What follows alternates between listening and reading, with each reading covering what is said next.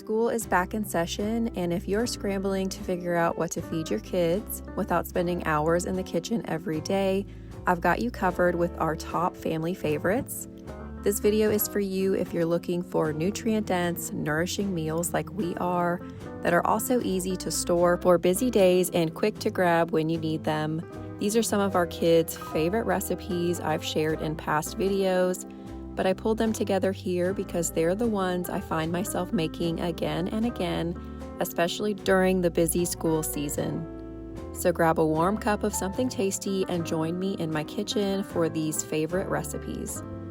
We are starting with something perfect for easy lunches or dinners and prepping ahead for the freezer so all the work is done for you. These Einkorn pizzas are a real crowd pleaser and only take about 15 minutes to bake after frozen. And you can also sub regular flour if you don't want to use Einkorn flour in your doughs. We'll start with getting some yeast to make some Einkorn pizza dough. I'm going to double the recipe for these doughs and try to get 5 or 6 pizzas out of it.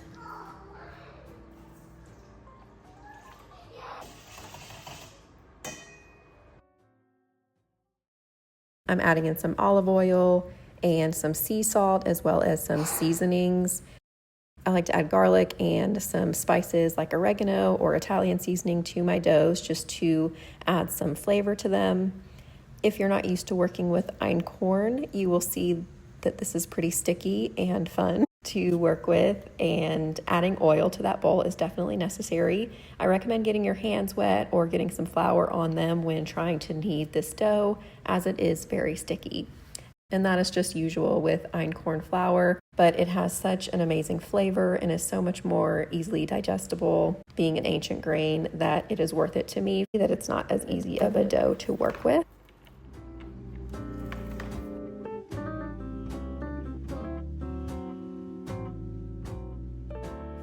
And our pizza dough is ready. I will separate into 5 dough balls and roll out super thin on parchment paper.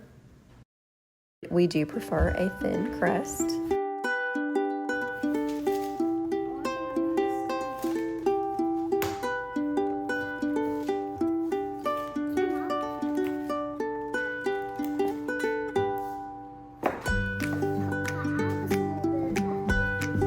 So after rolling out those pizza doughs and measuring them for my vacuum sealer, just to make sure they're not too wide for the vacuum sealer bags, I will bake each dough before adding the ingredients, so it makes my life a lot simpler and the dough is fully cooked. I will go ahead and bake those doughs for about 10 minutes and pull them out and let them cool before adding our toppings. We do not buy pizza sauce around here. It is so easy to make. I'll just whip some up in the blender, and it is just diced tomatoes, the organic cans from Costco, some tomato paste, and a lot of seasonings like oregano and garlic. And you can adjust this to how you like it, but I will link the exact recipe that I used below. And it keeps for a really long time in the fridge. I would say I've kept it up to 6 weeks in the fridge with no problem.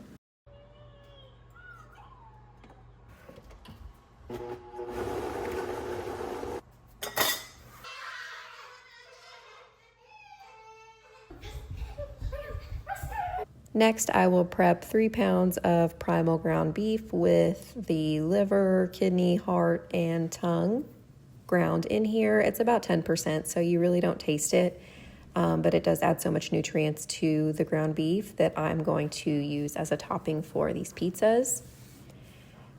So I put my sauce and my mozzarella cheese, which I buy in bulk at Costco, and I separate it into individual bags for the pizzas and freeze it. So that when I'm making a pizza, I just pull out 1 bag of the frozen mozzarella cheese and top the pizza with that. And I just make all the pizzas the same just to make my life simpler. These are going to be meat lovers pizzas with pepperoni and the primal ground beef and lots of cheese. We can cut up some veggies and some jalapenos and things like that and add it on top later if we want to. I love this Food Saver vacuum sealer. This is the best way I have found to travel with homemade frozen pizzas. I don't let it fully vacuum seal the pizza all the way, or else it will suck the pizza sauce and make a big mess in the bag. So I just watch it closely, and just before it gets too tight around the pizza, I will hit the seal button and seal those up. Now, so they are airtight and super freezer friendly. And then pro tip, freeze them on a cookie sheet or something flat in the freezer so that they don't freeze in a weird shape. Another favorite, homemade gut healing gummies. These are made with just 3 ingredients: 100% fruit juice, maple syrup, and grass-fed bovine gelatin. Unlike store gummies, which usually contain food dyes, corn syrup, and artificial flavors, these are actually good for your family. So we're doing 2 cups of frozen fruit. You can just use a fruit juice. I just didn't have any on hand today. A couple of tablespoons of lemon. 3 to 4 tablespoons of maple syrup or honey.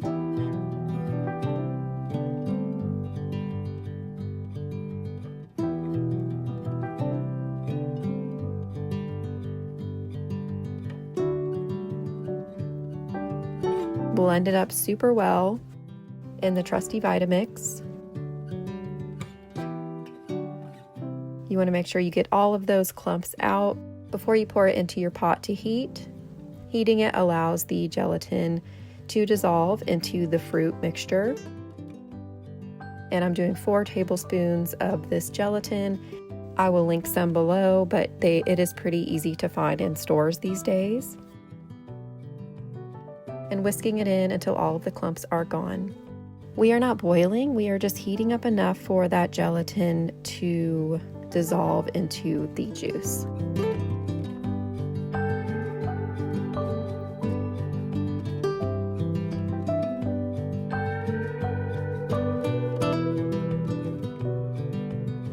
I have a couple of molds here. You can just pour this into a pan or a Tupperware container and then slice it up once it's set. My kids obviously would prefer something cute like little gummy bears, and I also have these silicone square molds that I use for chocolate making.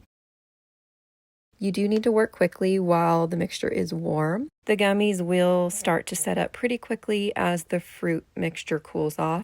So bovine gelatin is rich in amino acids like glycine, which supports gut health, joint function, and even sleep, and they taste amazing. My kids think they are candy. I do think that the pure fruit juice over blending up your fruit will make it easier if you have very detailed silicone molds like these little teddy bears. They didn't pop out as easily as they usually do with just a straight fruit juice, and you'll just stick those in the fridge for about 30 minutes. They still came out delicious, and my kids love them regardless, even if some of the gummy bears might have been missing a hand or a foot. Next up is a protein-rich popsicle, perfect for after-school munchies. I'm going to make them with frozen mangoes, some homemade yogurt, which is just a plain Greek yogurt. I'm going to add in some vitamin C spray for some extra immune boosting, as well as some raw milk. So this is a thick and nourishing popsicle, perfect for hot afternoons, and it will actually keep the kids full for a bit rather than just a all juice popsicle. I'm also going to add in some Oregon blend. They can't taste it, trust me. Sneaking in some vitamins and minerals wherever we can. And I will link that Oregon blend below if you are interested to add some to your kids' smoothies or popsicles. And also some goji berry for extra antioxidants. Blend that up. It is nice and thick, so it might be a little difficult to get into those molds, but that's fine. I'll carefully put it into the popsicle molds while dodging little fingers every 5 seconds, and I'll get out the air bubbles. Since it is thicker, some air bubbles might form at the bottom, but it makes it so much easier to transfer to the freezer. I don't have to worry about juice spilling everywhere when it's a really thin liquid in there. And of course, the kids cannot wait for those popsicles, so we made some quick smoothie bowls with the rest.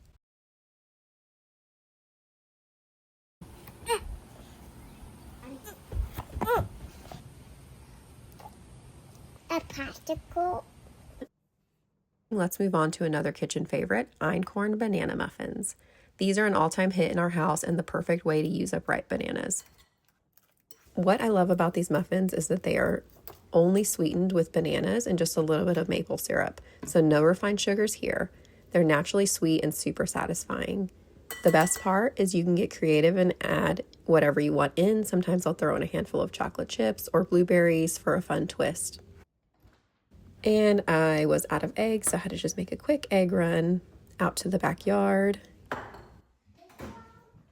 These muffins are easy, healthy, and a total crowd pleaser. My kids beg for them and they actually freeze really well, so making a big batch like this, I like to make some minis and some big ones, and then I'll just throw whatever we don't need for the week into the freezer for a later snack.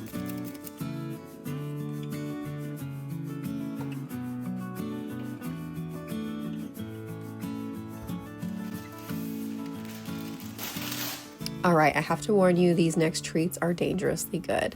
Lately, I've been making these peanut butter chocolate date bars, and let's just say they do not last long in our house. They take a little patience, but trust me, they are so worth it. First, you'll want to roll out the dates as flat as possible, creating a nice sticky base for all that goodness we're about to layer on. So just get them all lined up, put a piece of parchment paper on top, and get to rolling. You might need to add a little bit of muscle here to get them as flat as possible. You could also just open up the dates and fill them with all the things we're about to layer on top and just make your life a little bit easier, but I love it as a bar. I'm going to crush my own peanuts. You can put any nuts that you love. Next, you're going to spread on a thick layer of peanut butter, sprinkle the peanuts on top, and we pop these into the freezer to firm them up before adding the final and best layer, chocolate. But we'll get to that in just a bit.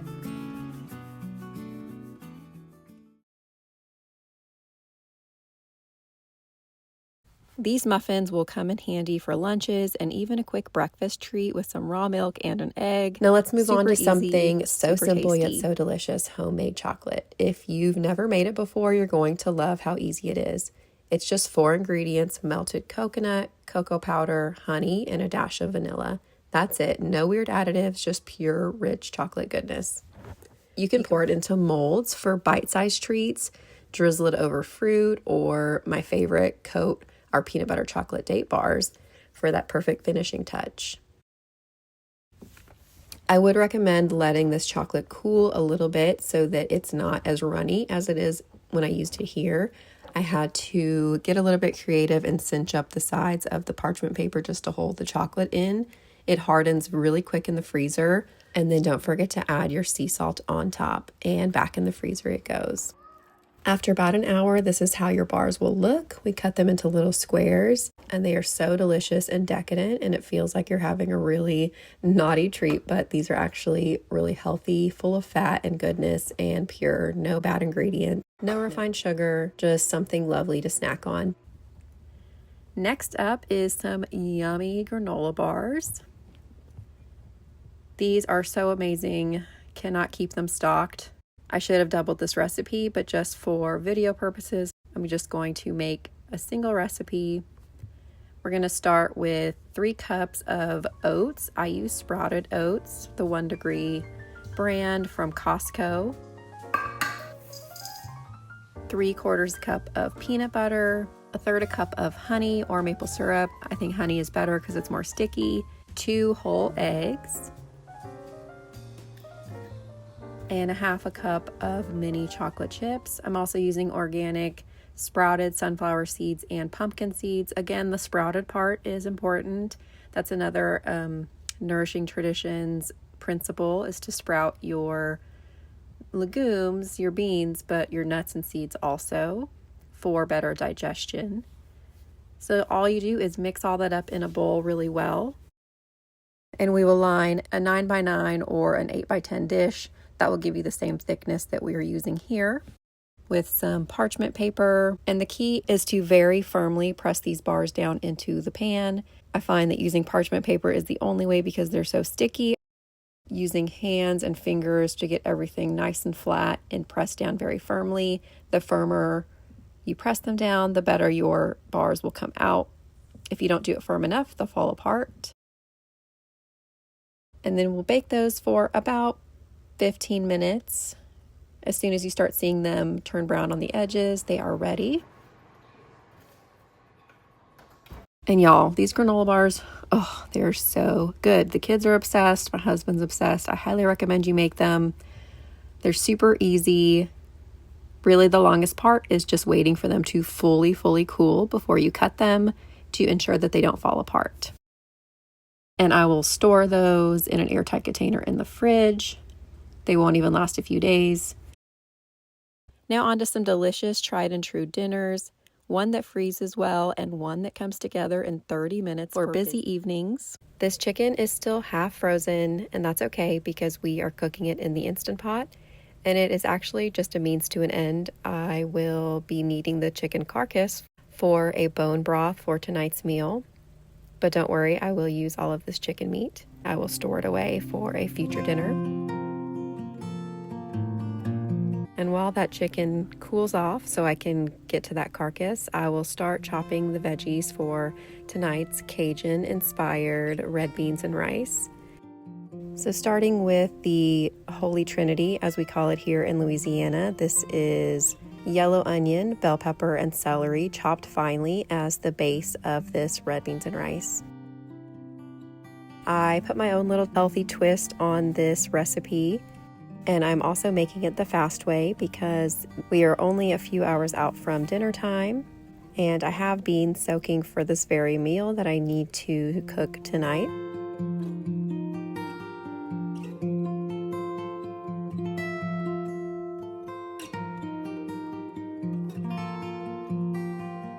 Once that chicken is cool enough, I will pull all of the meat off and put that carcass right back into the Instant Pot to make my bone broth. And this chicken will serve me later in the week when I don't have time to cook. I love to do simple rhythms like this, making a whole chicken, having all of that meat. So that's pretty amazing. My future self will be so happy. Around here, we soak and sprout our beans. So I started these beans 3 days ago. I soaked them overnight and rinse them a few times a day as they sit on the counter and sprout. This helps to break down the phytic acid and makes them more bioavailable and nutrient dense. And out to the freezer for some chicken feet that we have from our last processing day. I will add these into the chicken broth to add more flavor and collagen to the broth. We were in a rush during processing day, so I did not fully take the skins off of the chicken feet. This is a personal preference, definitely not necessary. I think they look a lot cleaner and more appetizing with all the skin taken off. If you soak them in hot water, it comes right off, as you can see here.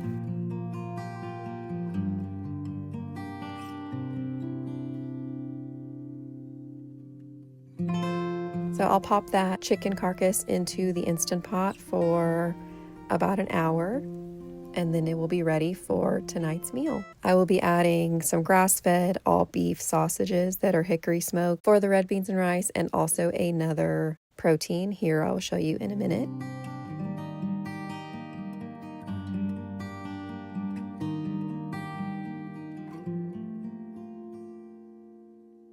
For the red beans and rice, we are using some thyme, some oregano. So I'll grab that from the garden. And lots of fresh garlic in this red beans. I love this little garlic mincer. It minces it up perfectly, super quick. I prefer this over a garlic press, but whatever you prefer. I can link this in the bio if you want to check it out. And I know we just cooked a whole chicken and didn't use that meat, but I prefer bone-in, skin-on chicken thighs for my red beans and rice. So I'll brown those in the pan and get that bone broth strained and ready for the meal. And look at this beautiful broth that we have. I start by caramelizing those veggies in the Instant Pot. I love that you can saute right in the Instant Pot and add the rest of your ingredients right in and pressure cook it. No need to get multiple dishes dirty.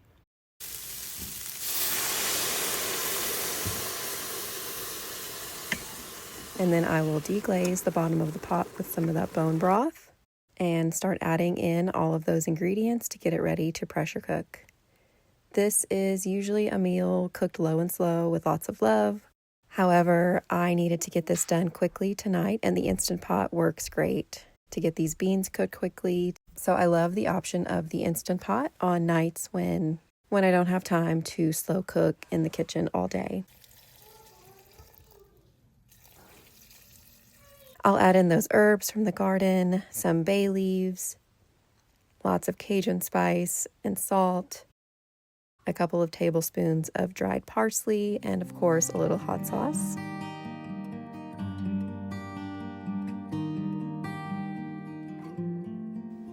Mix it all up.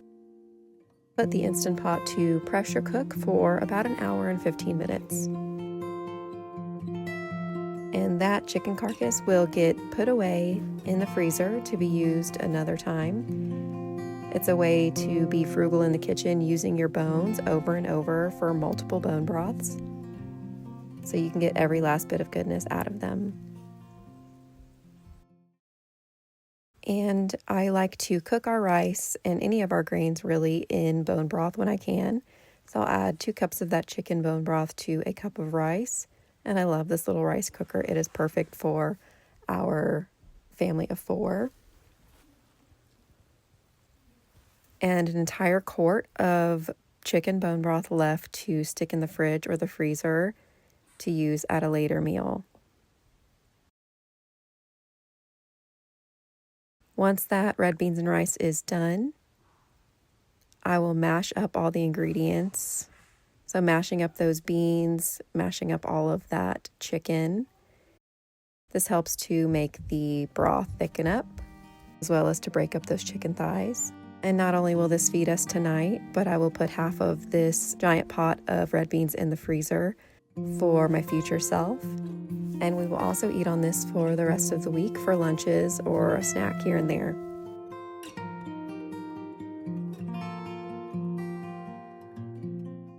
Our next kid-proof recipe is my favorite for a busy evening with little to no planning required, other than a few ingredients on hand: a shrimp boil on the stovetop. If you're not loving shrimp, this works with crawfish or crab as well. Honestly, doubling down on the sausage and skipping the seafood is totally an option and will do just fine if you're not able to access seafood like we are. So to start, I boil a big old pot of water, add in some heads of garlic, as well as some onions and some lemons. Squeeze those in and just go ahead and throw the whole lemon in there. Next up is spices. I am adding a bunch of Tony seasoning. It's MSG free, as well as a lot of garlic powder and salt. No measuring here. You can easily find crab oil at the supermarket or online, but just be careful because they usually do contain MSG and other additives that you might not want in your boil. So an easy alternative is just using Cajun seasoning and adding in your own spices. Next up, I'll add in some corn and potatoes. This is some organic corn that I chopped in half. Rule of thumb is to cook the corn for around 10 to 15 minutes. So while that starts cooking, I will rinse our shrimp and get our sauce ready. Sauces are sacred around here, especially for a boil. My shrimp boil sauce looks a little different than my crawfish boil sauce. This is basically a super spicy cocktail sauce. So ketchup, lemon juice, lots of horseradish, and a little bit of hot sauce, and that is it. And you can spice it to your liking, add as much horseradish as you would like. We like it to burn, so we add quite a bit.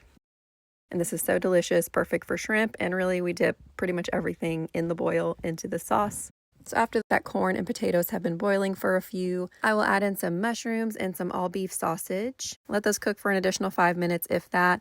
Then I will pull everything out, add a little more seasoning to that water. So then you'll pour your shrimp in and set a 2-minute timer because you do not want to overcook these shrimp. They cook super fast. When they start looking pink, they are done.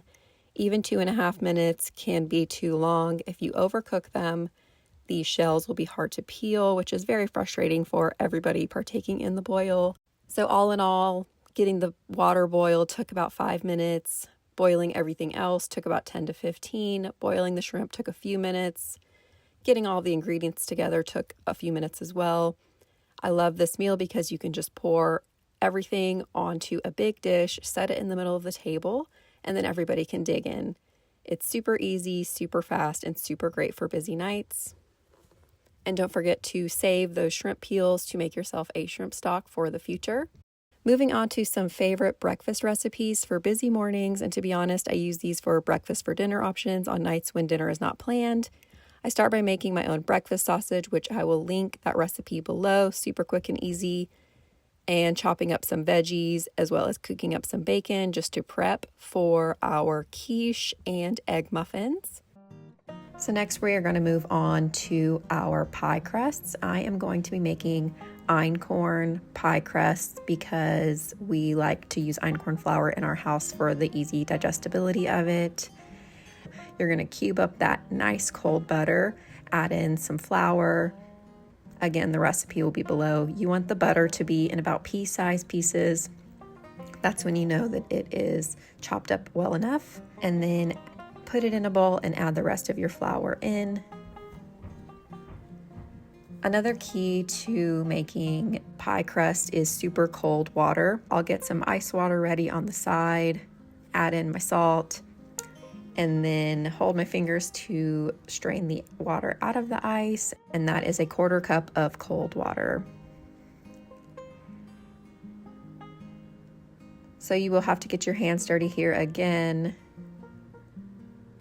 and work all this dough together into a ball, and then put it in the fridge for it to cool for about an hour.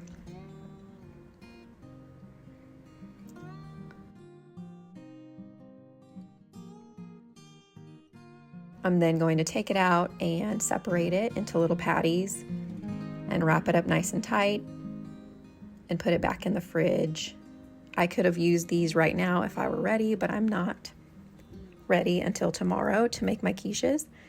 So I will store those. This is a super great way to food prep. You could freeze them and use them at a later time. As you can see, einkorn is a little trickier to work with. This pie crust is going to be cold and hard. You're going to have to put a lot of muscle into it when you're rolling it out, using a lot of flour because it is stickier. The einkorn flour just tends to be stickier whenever you make a dough with it. I did struggle a little bit. I hadn't made a pie crust in quite some time. But we got through it and it came out perfectly good, and it was delicious when cooked, which is really all that matters, even if it doesn't look beautiful. So having one of these scraper things, I'll link this below. This thing's a lifesaver. Having that to scrape the dough off of the countertop has been a huge help. I use it for so many things in the kitchen. I started freezer meal prepping years ago, and it has been such a game changer in mom life for me. Anything we can do to make our lives a little bit easier as mamas, I am on board for that. And that extra dough goes to the kids for them to play with when they need something to do while mama is cooking.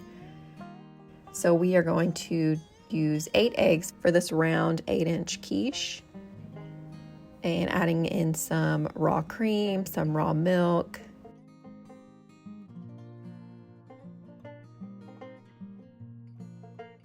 using one of these immersion blenders is super helpful when making quiche or anything with eggs, just to get it all well incorporated with the milk and the cream. I'm going to toss in some cheese. Quiche is great because you can really make it any way you like. Cheese, meat, veggies.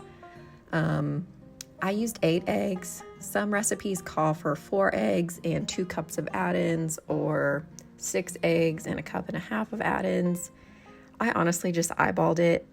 I added in some veggies, some cheese. I'm going to put some meat at the bottom, some sausage that we cooked yesterday. And then just pour the eggs on top until I can't fit anymore.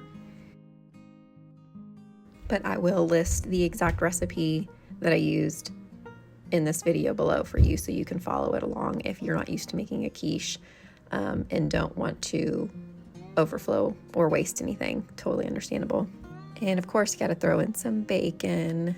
So my husband said that this was the best quiche that he has ever had, which made me feel so great. And you'll notice that I forgot to add any seasonings in.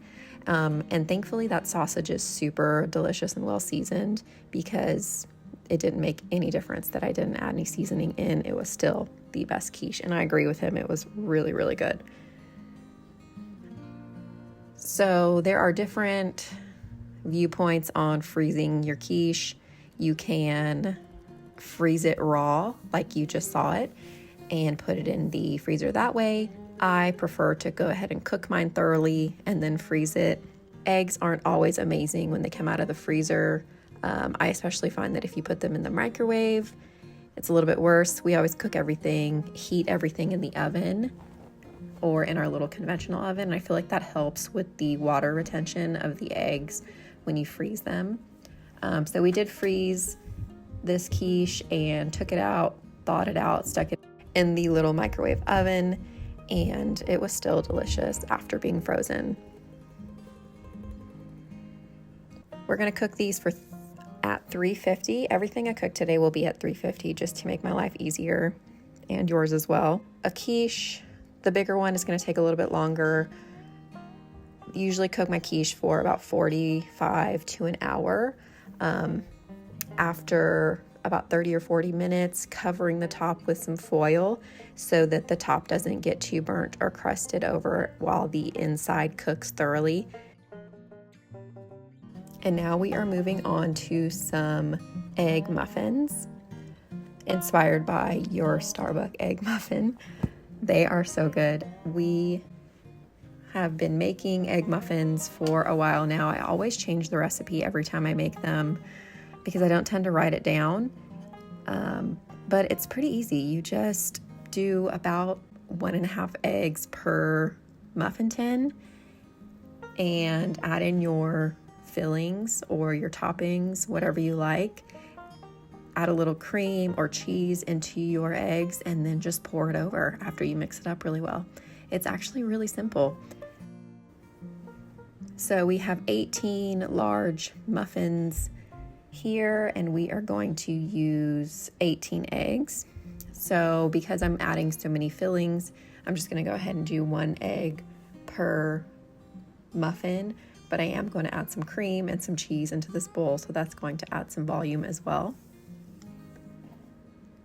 And look at this double yolker. I'm so fascinated every time we get one of these, and actually this is my first one in a really long time that we have gotten from one of our olive eggers. So cool. This kind of stuff never gets old to me. The homesteading, the raising your own chickens, just the fascinating things your animals do. Every time I go get eggs, I'm always excited, even though we've had chickens for years. So just getting all of those eggs poured over your ingredients. You can top these muffins with cheese or maybe some onions, whatever you like. We, of course, are going to do cheese to use up the rest of that cheese that I created yesterday. I'm also going to make some mini muffins for the kids. These are just super easy to grab, thaw, throw into the little oven for them for a few minutes. Sometimes they'll just thaw them in the fridge and they will eat them cold. If we don't have time to make breakfast, it's a good protein-packed little snack or breakfast for them. So this quiche turned out so beautiful. I did have to cover them for the last 10 or 15 minutes. I believe the round quiche took closer to 45 and the square quiche, which is deeper, took closer to an hour to bake through. And now we will go ahead and pop all of those egg muffins into the oven, also at 350. I cooked those anywhere from 18 to 25 minutes, just depending on how many add-ins that were put in. And you'll know when they're done, they'll puff up. I'll show you here in a minute what they look like when they're finished. So I'm going to pack these up as airtight as I can, wrapping them in saran wrap and then also putting them into big Ziploc bags and getting as much air out as I can. I do have a food saver vacuum sealer, but just for time purposes, I'm just quickly putting these away. And when you are doing freezer meals, packing everything as flat as possible so that you can freeze it and then stack it makes life a lot easier too and saves you a lot of freezer space. I hope this little collection of our favorite recipes gives you some fresh ideas for your own back to school season. Thanks for spending a little of your day with me, and I will see you next time here on Blooming Bayou. Bye, y'all.